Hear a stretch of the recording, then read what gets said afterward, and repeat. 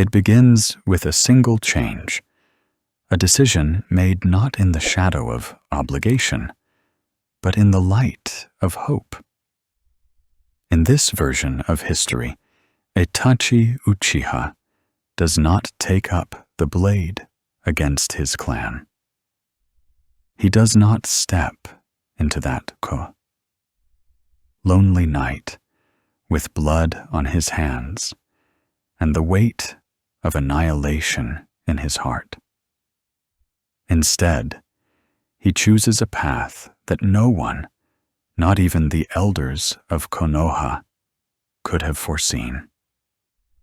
It begins quietly, as most world-shifting moments do, not with a battle, but with a conversation.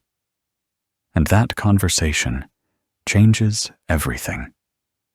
The tension in the hidden leaf has been simmering for months, perhaps years. The Uchiha Clan, proud and powerful, have been pushed to the margins of the village, both physically and politically. Their compound lies on the outskirts, their voices unheard in council meetings, their influence waning. Whispers of a coup grow louder, carried in hushed tones between trusted ears. Itachi, as an Anbu captain, stands in the perfect position to see both sides of this growing divide, his clan's frustration and the village's unease. In the original timeline, the elders' fear of civil war drove them to push for the clan's elimination. But in this altered path, Itachi takes the burden of prevention entirely upon himself. It begins when Shisui, his closest friend and confidant, comes to him under the shade of the great Naka shrine, voice low and expression grave. The plan for the coup is no longer just talk. It is set into motion. Shisui, desperate to protect the village, speaks of using his Kotoa Matsukami to sway Fugaku, Itachi's father, and dissolve the uprising before it begins. But Itachi knows the cost. He knows that even if Shisui succeeds, suspicion will linger, and the elders will still see the Uchiha as a threat. He knows that one act of persuasion will not heal decades of mistrust. Instead of letting Shisui act alone, Itachi makes a different vow.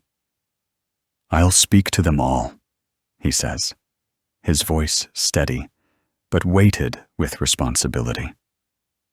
Not as an Anbu, not as a shinobi of the leaf, but as their son, their brother, their blood.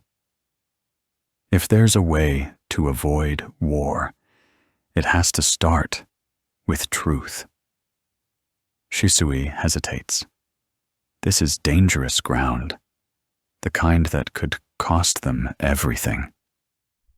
But in Itachi's eyes, there is a clarity, a quiet confidence that makes Shisui believe this might just be possible. So Itachi begins his quiet campaign, speaking first to Fugaku and Mikoto in the privacy of their home. His father, once cold and stern in counsel, listens in rare silence as Itachi lays bare everything he knows. Not just the coup plans, but the council's fears, the elders' mistrust, and the role Danzo Shimura has played in fanning the flames of suspicion.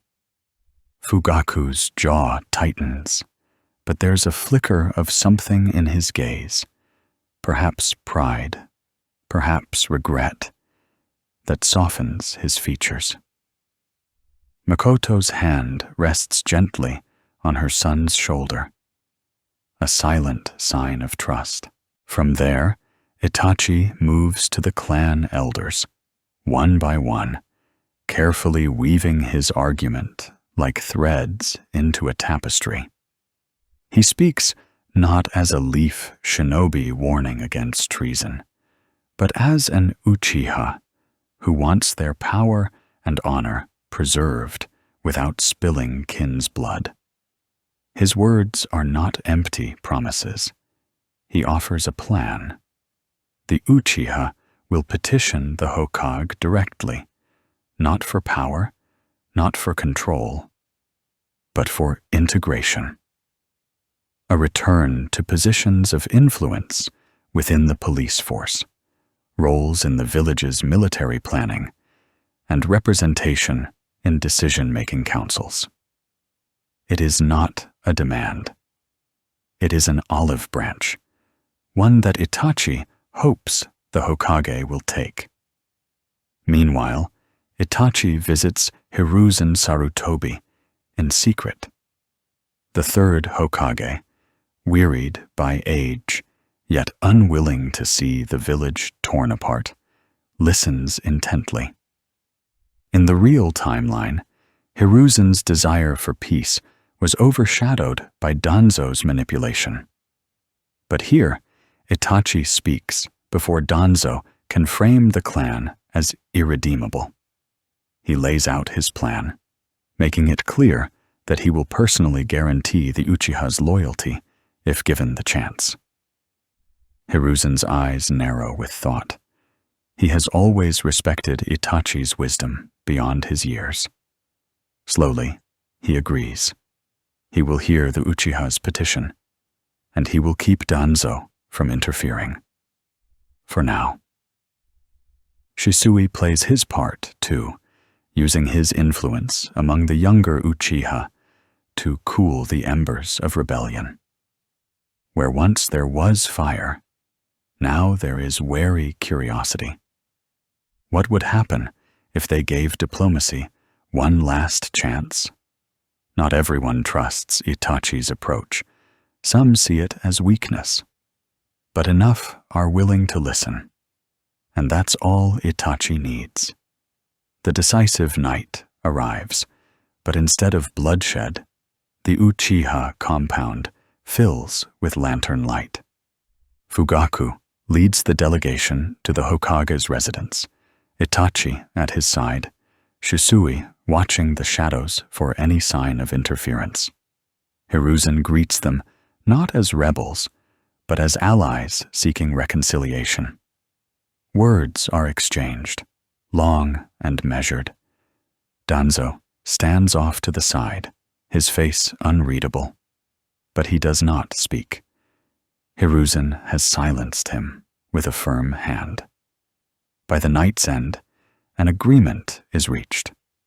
The Uchiha will be restored to roles of trust and responsibility, and in return, they will pledge unwavering loyalty to the village. It is not an instant cure. Suspicion will linger on both sides, but it is a start, and a start is enough. That night, as Itachi walks through the quiet streets of the village, the cool air brushing against his face, he knows that something extraordinary has happened. He has changed the course of history without shedding a single drop of blood. But he also knows this is only the beginning. The fragile peace must be guarded, and there are still those in the shadows who would see it broken. Yet for now, there is a sense of calm, a breath of relief. The village sleeps, and for the first time in a long while, so does Itachi.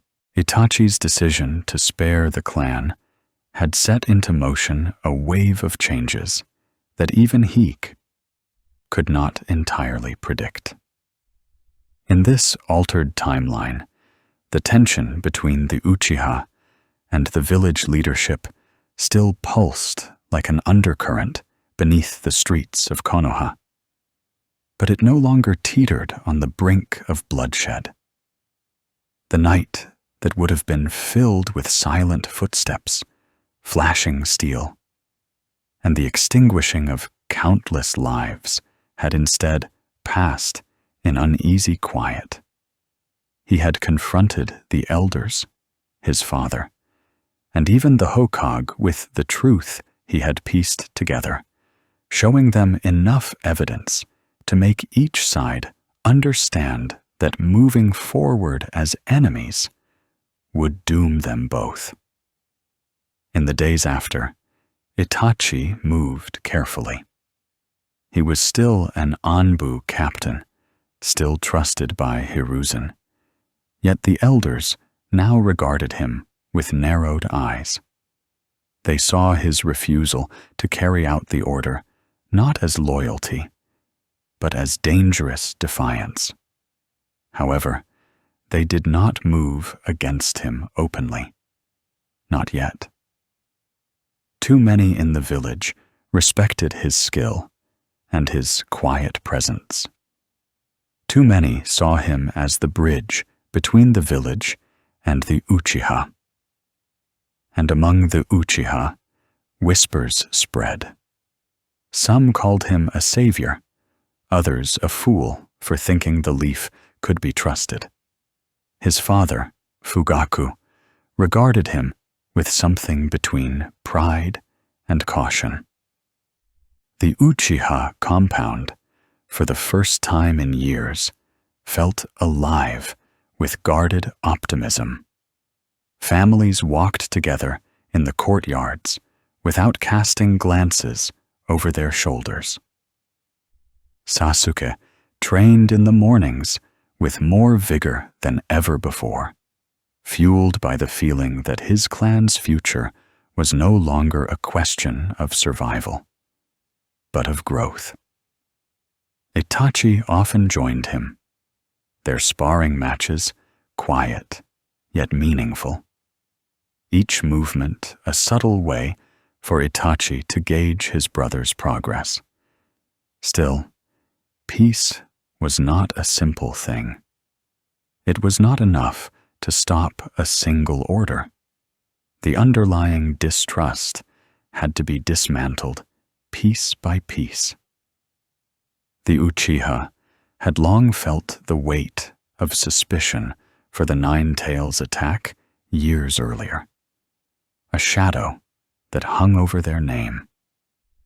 Itachi knew that clearing that shadow would require not only words, but actions. He began working with the Hokage on joint missions involving both Uchiha and non-Uchiha shinobi. Each mission was an opportunity for them to prove loyalty in front of the wider village. Slowly, bonds began to form. Hesitant ones, but bonds nonetheless. One mission in particular stood out. A rogue shinobi group had been causing trouble near the border, and Itachi was tasked with leading a small team to apprehend them. Among his chosen squad were 2 Uchiha Jonin and 2 Leaf Shinobi from other clans. At first, tension was thick in the air. Every movement measured, every word weighed. But in the heat of battle, suspicion melted into necessity. The team moved as one, each member covering the others without hesitation. By the mission's end, they returned to Konoha not just as comrades, but with a newfound respect. Stories of the mission spread quickly, planting seeds of a different narrative in the minds of villagers. But while Itachi worked to weave the village and the clan together, the elders whispered among themselves. Danzo, in particular, did not let go of the belief that the Uchiha were a threat. He began quietly moving his own pieces on the board, strengthening his personal root operatives. gathering intelligence, and waiting for the day when he could justify decisive action. Itachi knew this. He could read the shifts in the air, the way others read clouds before rain. It was a dangerous game, one where a single spark could undo everything. One evening, Itachi visited Shisui by the riverbank. His friend had been his confidant during the darkest nights, and now he was one of the few who truly understood the tightrope Itachi was walking. Shisui listened as Itachi spoke about the small victories and the looming threats. Shisui's advice was simple but powerful. Strengthen trust with Sasuke, because the younger generation would be the ones to carry this fragile piece forward. If Sasuke could grow into a shinobi who was respected by both the clan and the village, he could be the anchor that prevented history from repeating itself. Itachi took this to heart. He began training Sasuke more often, not just in technique, but in mindset. He spoke to him about honor, about the importance of seeing the bigger picture, and about the difference between winning battles and building a future. Sasuke, still young and eager to prove himself, absorbed every word. He admired his brother more than anyone, and now he began to understand that strength wasn't just about defeating opponents. It was about protecting what mattered. The Uchiha elders, too, watched closely. Some were impatient, wanting faster change, more recognition from the village leadership. Others were willing to follow Itachi's gradual path. Fugaku walked the line between both, but he no longer spoke of rebellion. He had seen his son face down the threat of annihilation without spilling a drop of Uchiha blood, and that kind of courage could not be ignored. Months passed. Konoha's festival season approached, a time when the streets filled with lantern light, music, and the smell of festival food. This year, the Uchiha were invited to take part in the main festivities for the first time in many years. Their stalls were set up alongside others in the central district. Their children ran through the streets without fear, and their police force mingled with villagers on equal terms. It was not a complete mending of wounds, but it was a glimpse of what could be.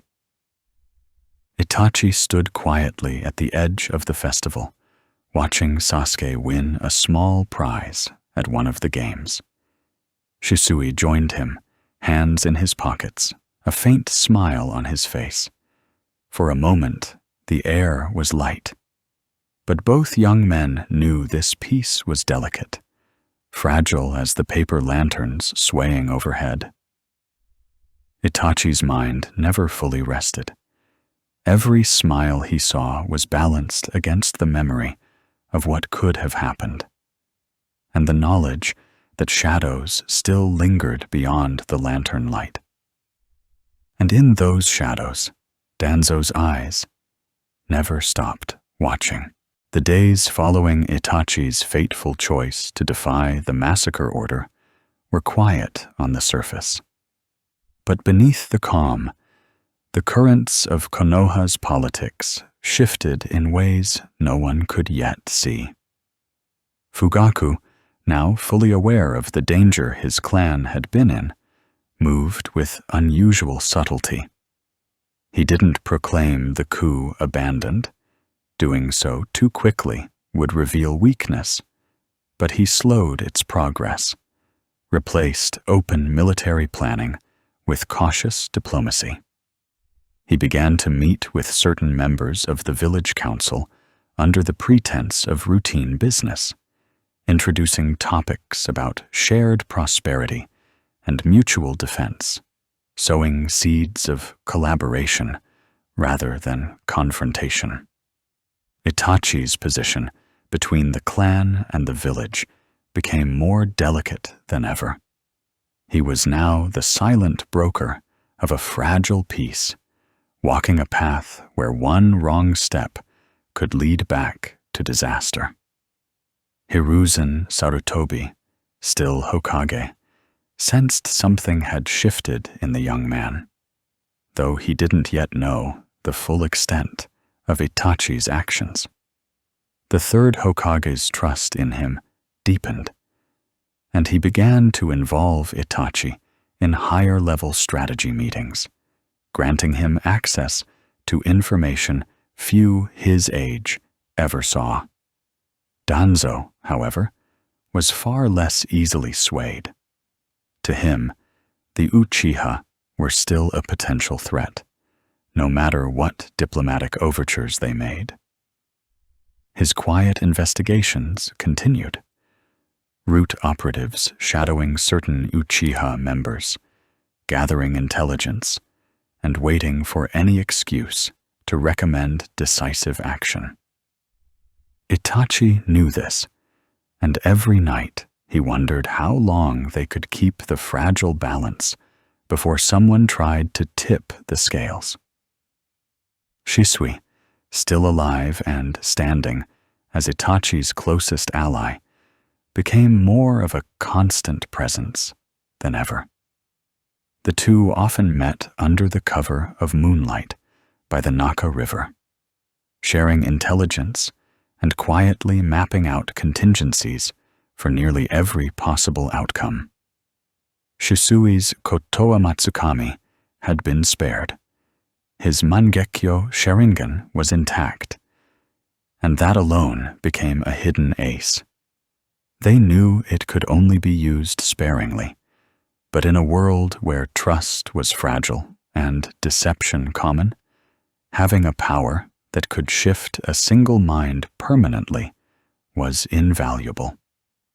One evening, as the two stood beneath the glow of lanterns near the river, Shisui remarked that they might be living through the quietest moment before the storm. Itachi didn't disagree. He could feel tension building between forces he couldn't entirely control.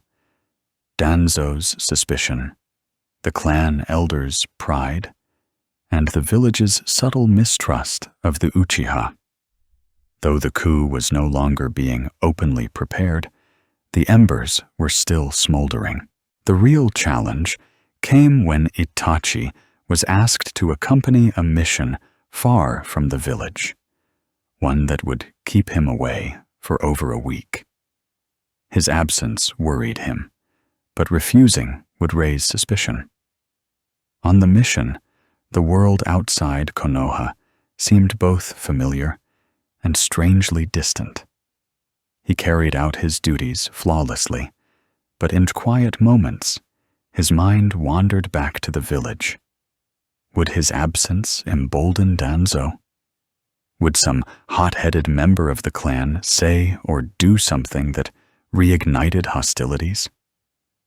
When he returned, the village looked the same, peaceful, calm, but Shisui was waiting with a grim expression. In Itachi's absence, Danzo had approached Fugaku directly under the pretense of security coordination.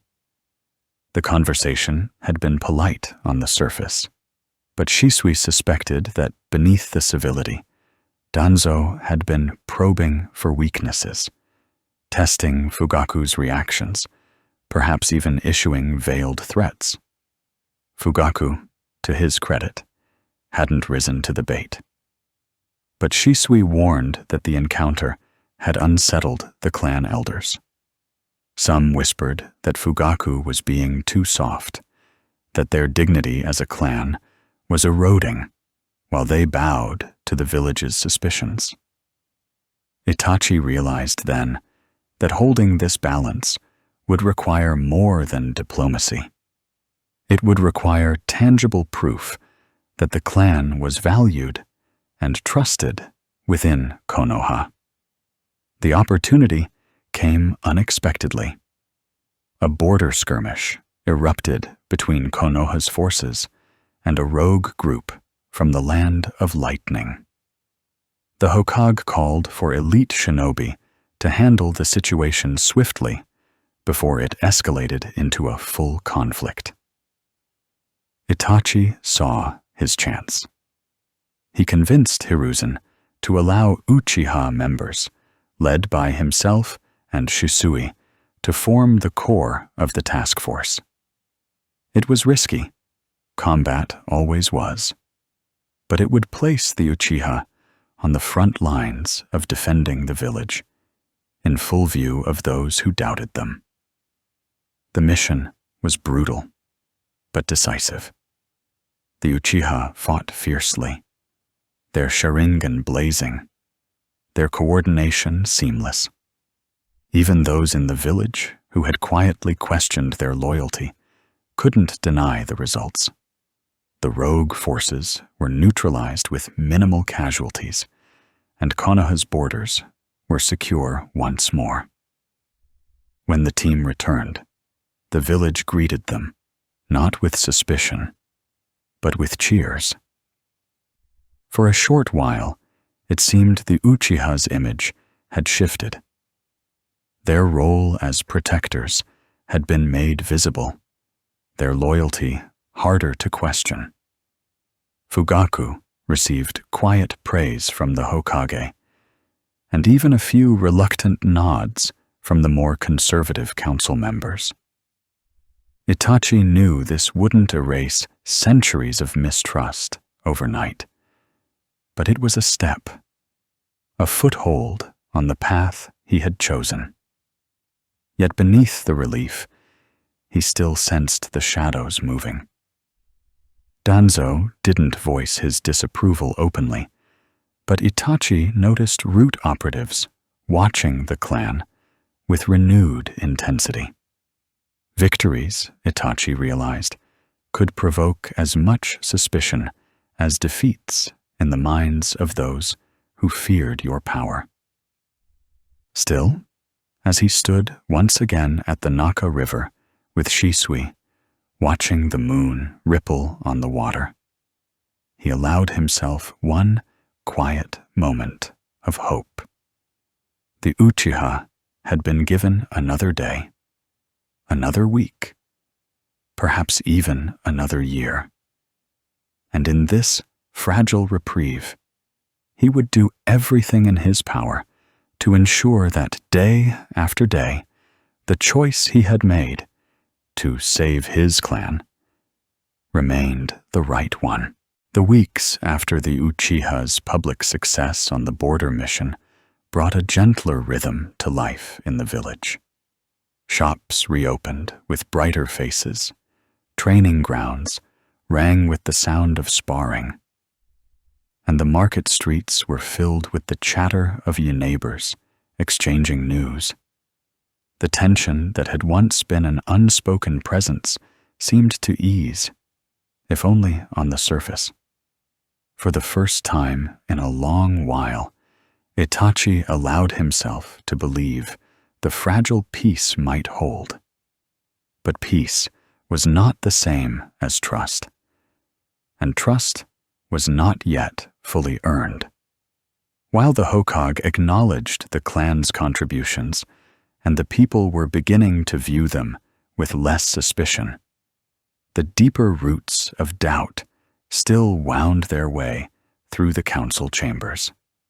Danzo, ever the strategist, had shifted his approach, not openly challenging the Uchiha, but quietly planting seeds of concern in private conversations.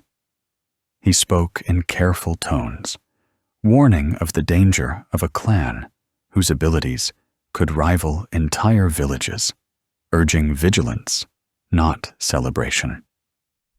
His words found ears among those who valued caution over optimism. Itachi recognized the shift in Danzo's methods almost immediately.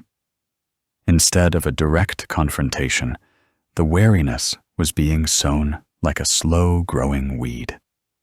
And so Itachi's own approach adapted. He began encouraging more Uchiha to work in visible roles throughout the village, not just as police, but as guards on diplomatic missions, instructors at the academy, even healers who could support the medical corps. The idea was simple. The more the village saw the Uchiha as an integral, everyday part of their lives, the harder it would be to imagine them as a distant, dangerous other. Shisui, meanwhile, kept a close watch on Root's movements. He reported back to Itachi that Danzo had been unusually active in recruiting younger shinobi with exceptional talent. "He's planning for something," Shisui said one evening as they walked the quiet streets near the outskirts of the district. "And he's patient enough to wait until the moment is perfect." Itachi didn't doubt it. Danzo's patience was the kind that outlasted years, even decades, if it meant he could secure his version of Konoha's future. In the midst of these careful maneuvers, Fugaku took a surprising step. He requested a private meeting with the Hokage, not as a clan leader demanding rights, but as a Konoha captain seeking alignment on the village's long-term strategy. Hiruzen accepted, and the meeting was quieter than anyone expected. There were no heated arguments, no accusations, just two leaders speaking as soldiers who had both seen war and wanted to prevent it.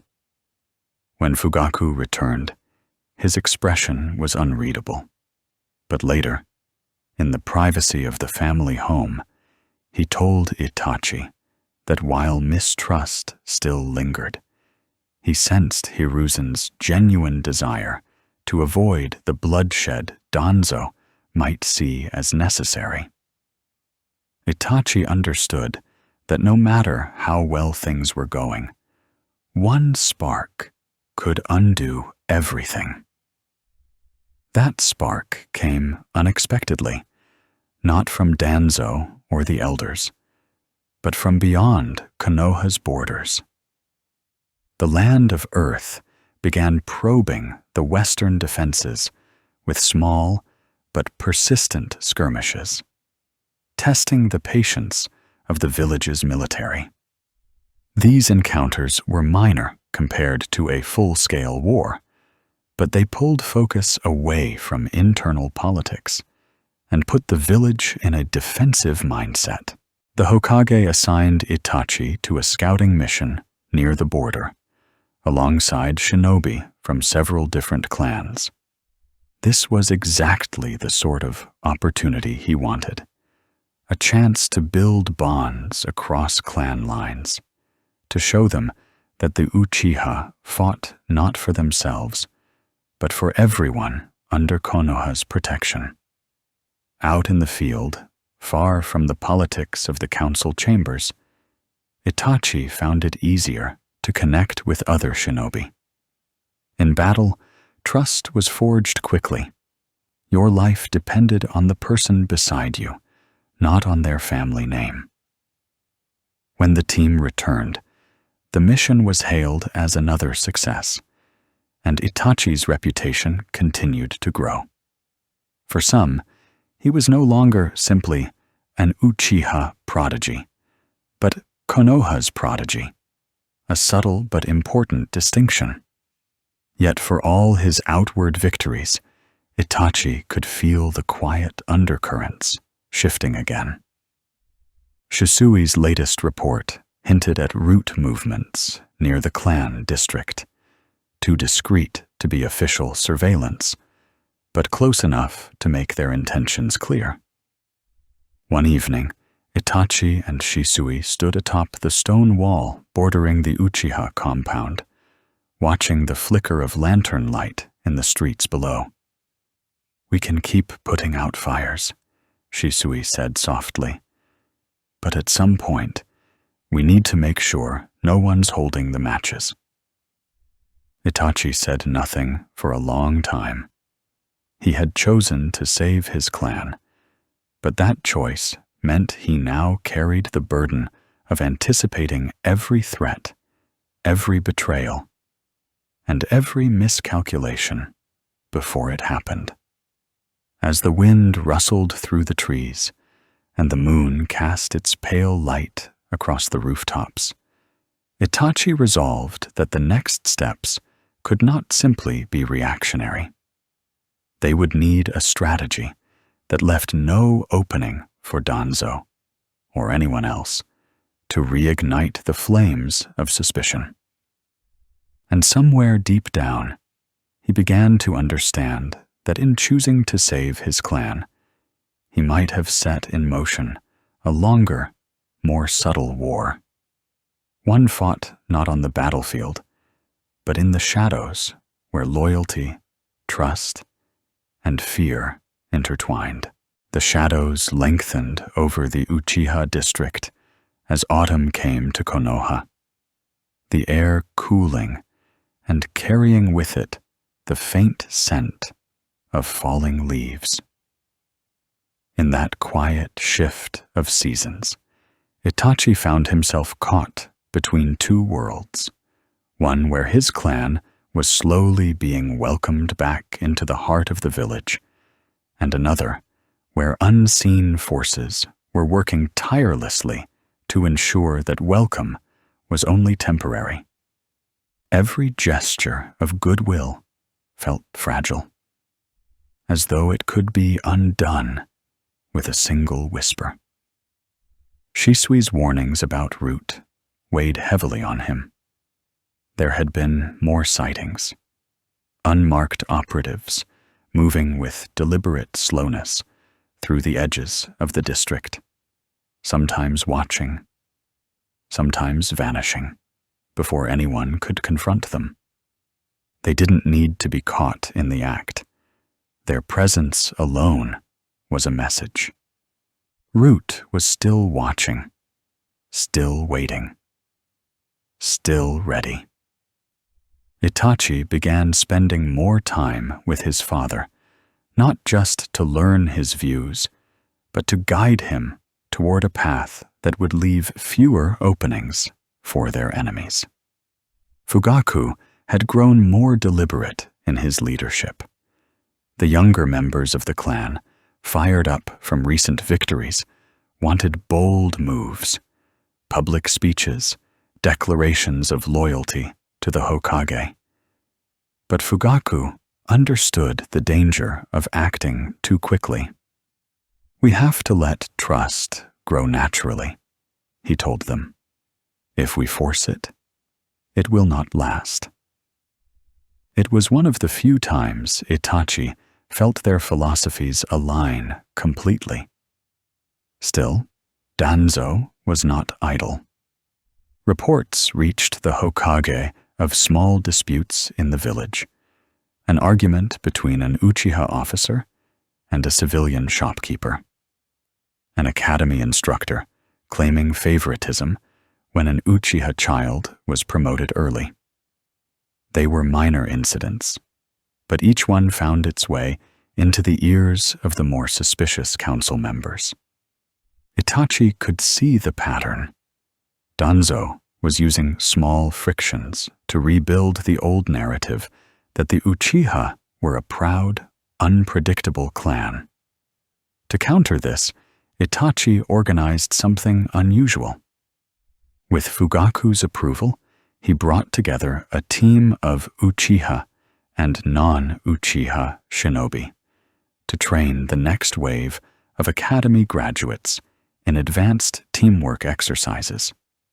The idea was to have young genin working side by side with Uchiha before they even entered the field, learning to see them not as a separate group, but as teammates from the start. The Hokage approved the program, and soon the training grounds were filled with laughter, determination, and the shared sweat of hard drills. Parents from other clans began speaking more warmly of the Uchiha, seeing their children return home with stories of being taught by them. For a brief moment, Itachi allowed himself to believe they were making real progress. The festival of the harvest approached, and the Uchiha prepared a large display in the village square, a gesture meant to welcome everyone. Lanterns were strung across the streets, tables were set with food from both traditional Uchiha recipes and dishes from other clans. The night of the festival, the air buzzed with music, children darting through the crowd, and old rivalries seeming to fade under the warm glow of firelight. But peace was never absolute. While most of the village was celebrating, Shisui came to Itachi with urgent news. Route operatives had been spotted far from the district, near the village's southern watchtowers, moving supplies in the dead of night. "This isn't a normal patrol," Shisui said. "They're positioning something." Itachi knew what that meant. Danzo was preparing for an event, a moment he could frame as justification for decisive action. They decided to investigate quietly. Under the cover of night, they followed the faint trail left by Route's movements. What they found was unsettling. Sealed crates hidden in an abandoned storage house, marked only with coded symbols. The seals were strong, and Itachi knew breaking them without alerting Route would be nearly impossible. Still, the discovery confirmed what they feared. Danzo was laying groundwork for a move that could be passed off as defense, but would, in truth, be the spark for a larger conflict. Returning to the village, Itachi kept the discovery between himself, Shisui, and Fugaku. They debated their next step. Confronting Danzo openly could give him the excuse he needed. Ignoring the threat could be even worse. "We need proof," Fugaku said, his voice calm but heavy. "Without it, we're only shadows fighting shadows." Over the next days, Itachi moved through the village with quiet precision, his every action measured. He attended council meetings, led training exercises, and visited the Hokage, all while keeping an ear to the ground for any shift in Route's operations. Shisui, meanwhile, worked the other angle, spreading quiet goodwill about the clan, ensuring that if Danzo made a move, it would not be met with unanimous support.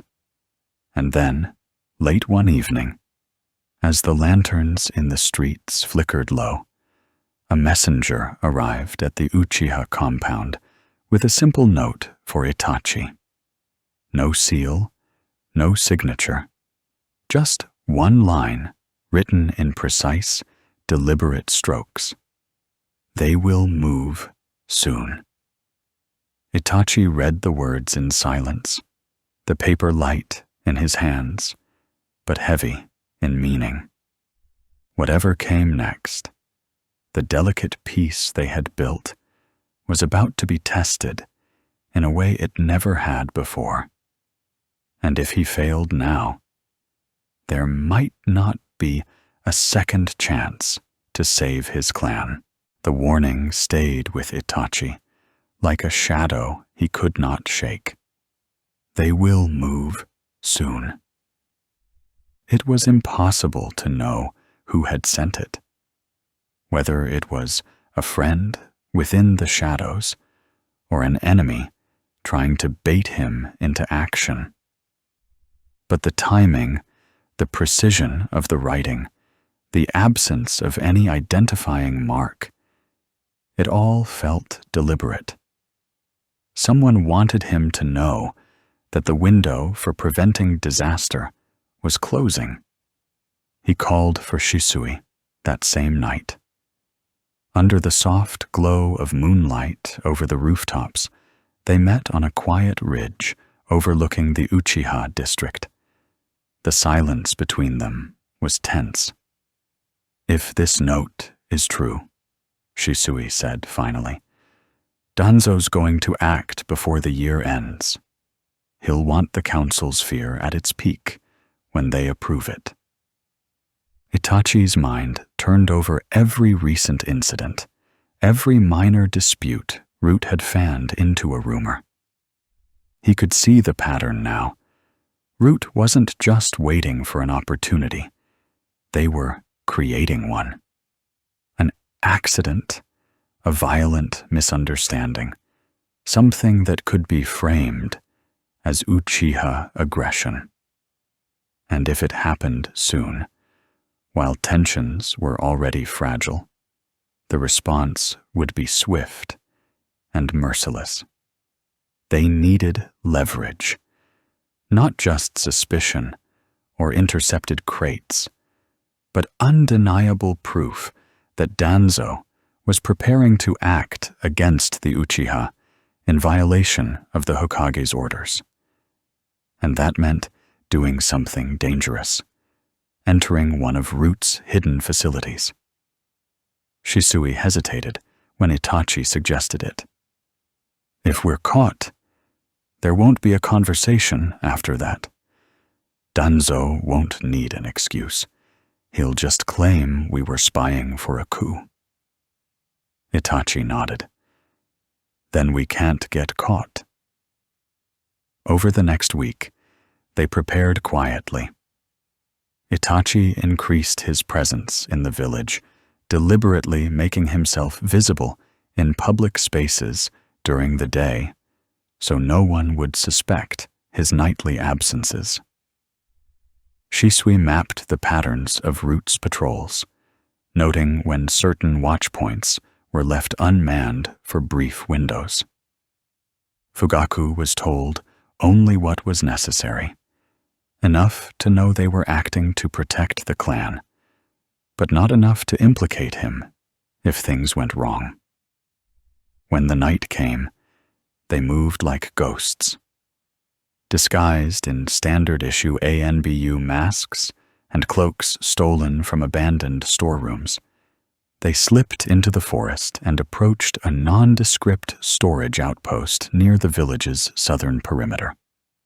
To anyone else, it looked like an ordinary supply depot, but Root didn't waste resources protecting harmless buildings, and the subtle tripwires buried under leaves told them they were in the right place. Shisui handled the traps with fluid precision, weaving through the threads of chakra without so much as a whisper. Inside, the air was cool and still, the scent of old wood and metal heavy in their lungs. They passed through narrow corridors lit by dim lanterns, each room lined with crates and scroll racks. It wasn't until they reached a sealed chamber deep underground that they found what they were looking for. On the central table lay a series of tactical maps, detailed diagrams of Konoha's districts, with the Uchiha sector circled in red. Markings along the streets indicated planned choke points, while other notes listed the shinobi units assigned to each location. They weren't patrol routes, they were siege positions, and there was more. A scroll bearing the Hokage's signature, only it wasn't genuine. The inkwork was perfect, but the paper carried the faint scent of a root archive, not the Hokage's office. Itachi understood immediately. Danzo was preparing forged orders that would appear to come directly from Hiruzen himself, instructing the military police to stand down on a certain night. Once the Uchiha's defenses were lowered, Root would move in. Shisui's jaw tightened as he looked over the evidence. This is it. This is what we need. They moved quickly, making careful copies of the documents without disturbing the originals. Every moment in that chamber felt like the walls themselves were listening.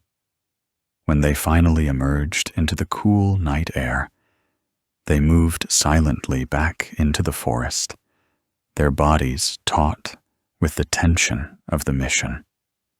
But fate never let things go so easily.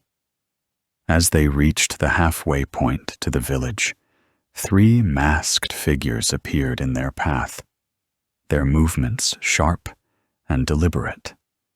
Root operatives, silent, without warning, blades already drawn. The fight was swift and dangerous. Shisui's movements blurred into flickers of speed, disarming one attacker with a spin of his tanto before vanishing behind another. Itachi's Sharingan burned under the moonlight as he wove genjutsu into each strike, turning seconds into eternities for his opponents. Still, Root's training was relentless. They fought with the precision of those who had been raised for this very purpose. In the end, the 2 of them stood victorious, but it wasn't a clean escape. One operative had managed to send a burst of chakra into the air, a signal flare of sorts. Others would know they'd been there. They didn't wait. By the time the first reinforcements arrived at the storage depot, Itachi and Shisui were already within the walls of the Uchiha district, the copied scrolls hidden away in a sealed compartment beneath Itachi's room. The following day, Itachi brought the evidence to Hiruzen in private. The Hokage read through the copies slowly, his eyes narrowing as the implications settled in. "I had hoped," he said at last, "that Danzo would not go this far." He didn't shout, didn't let his anger boil over, but the weight in his voice was clear. "Leave these with me. I will handle the council." Itachi knew what that meant. Hiruzen would move carefully, dismantling Danzo's plan without turning it into a public scandal that might fracture the village further. But even as he agreed, he couldn't shake the thought that this wouldn't be the last time Danzo tested the limits. That night, the lanterns in the Uchiha district burned longer than usual. Families gathered outside, children playing in the cool air, while their parents spoke in low tones. Itachi watched them from the edge of the main street, the sounds of laughter carrying into the night. He had bought them time, days, weeks, maybe months. But as the shadows stretched across the rooftops, he knew the fight for their survival was far from over. Because Root was patient, and patience could be as dangerous as any weapon. Under the pale light of the early morning, the Uchiha compound stood quieter than it had in years, not with the eerie silence of absence, but with the stillness of peace. Itachi had changed everything, not with blades in the dark, but with words, choices, and the stubborn hope that things could be different. And yet, even in this new future, the world beyond Konoha's walls would not sit still. The wind carried whispers of danger from distant lands, of Akatsuki movements growing bolder, of rogue nations testing the fragile peace. For all the victories they had achieved within the village, Itachi knew they could not isolate themselves from the storms to come. He stood atop the Hokage Tower, alongside Hiruzen, the old man's eyes watching the awakening streets below. The third Hokage had aged more in the past year than he liked to admit, but there was a lightness in him now.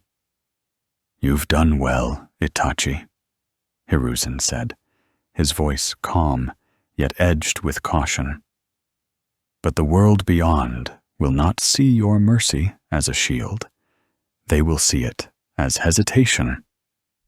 Itachi didn't flinch at the truth in those words. "Then we'll have to show them that mercy and strength are not opposites," he replied.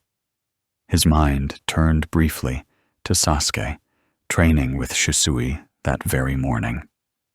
The boy had grown sharper, faster, his Sharingan already blooming with promise.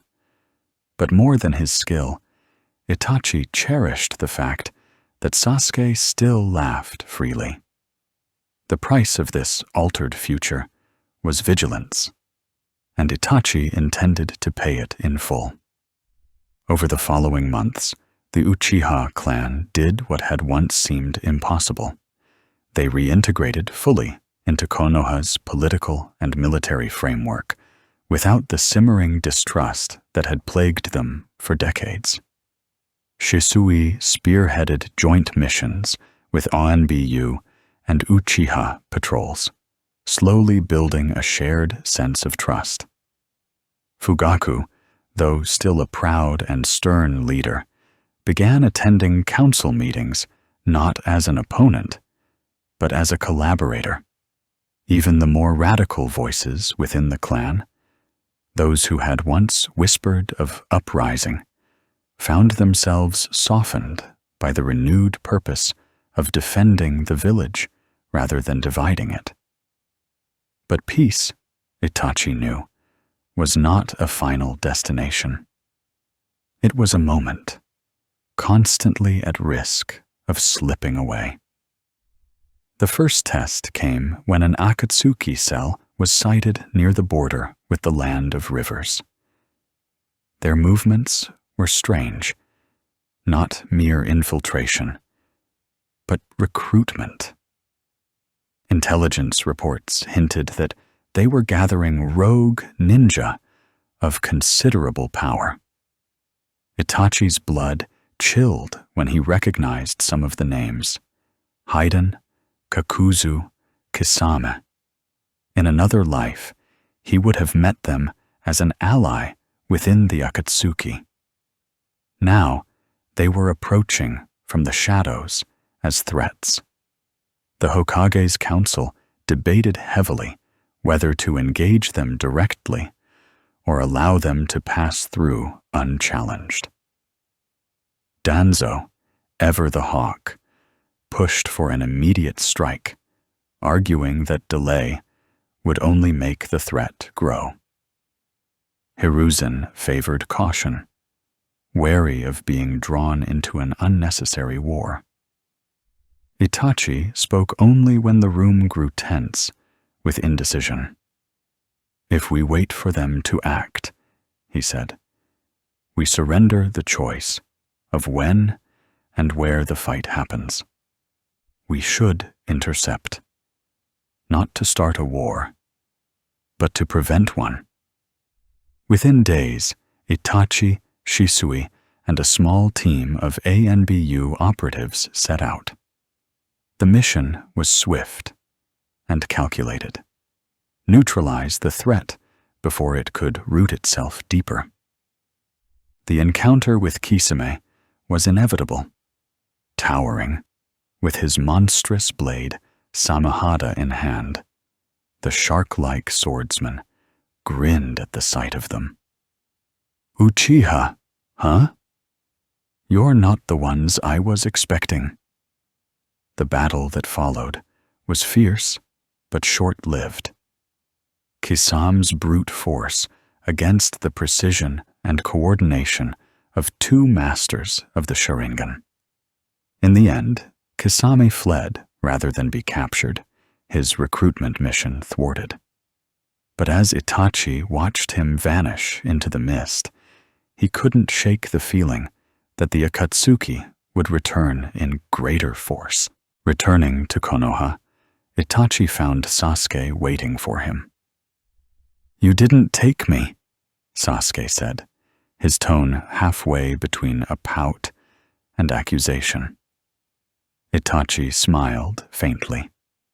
"There will be time for that, little brother. But for now, your training here is more important than chasing shadows." Sasuke huffed, but didn't argue further. Deep down, Itachi knew Sasuke's day would come, when the safety of the village would rest in his hands as much as anyone's. Seasons changed, and the village thrived.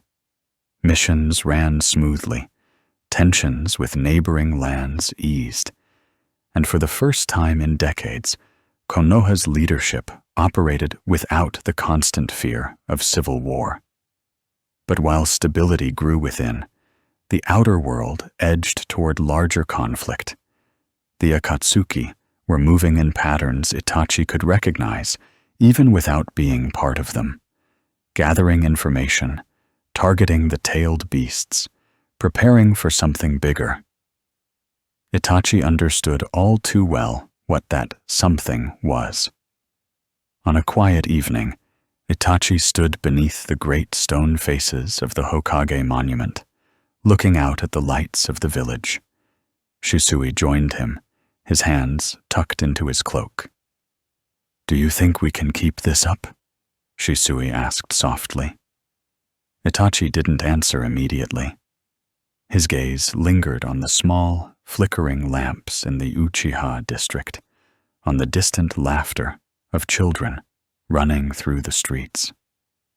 "We can," he finally said, "but not by standing still.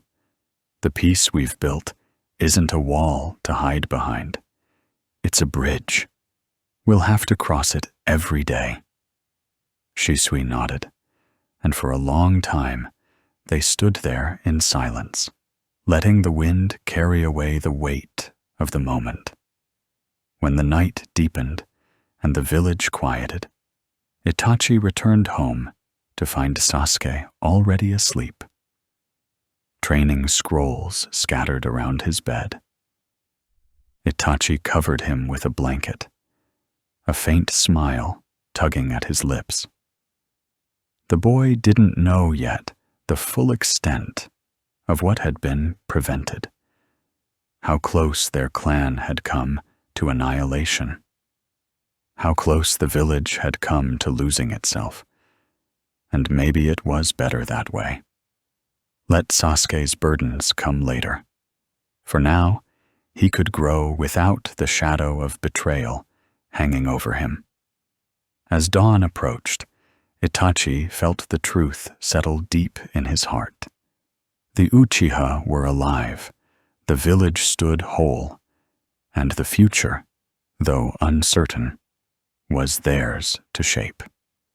And as long as there were choices to make, Itachi would be there to ensure they were made with both clarity and compassion. Because in this life, he had not been the executioner of his clan. He had been its guardian.